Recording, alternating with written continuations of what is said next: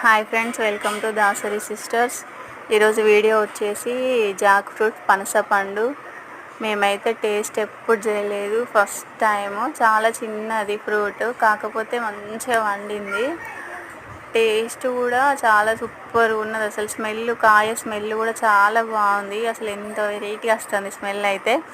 కాయ టేస్ట్ మాత్రము మనము తాటి ముంజకాయలు పండిన తర్వాత తాటి పండ్లు కింద పడితే కాల్చుకొని తింటారు, సేమ్ అదే టేస్ట్ ఉంది. కాల్చుకొని తింటారు. మా నాన్న అయితే చిన్నప్పుడు మాకు కాల్చి ఇచ్చేది అవి.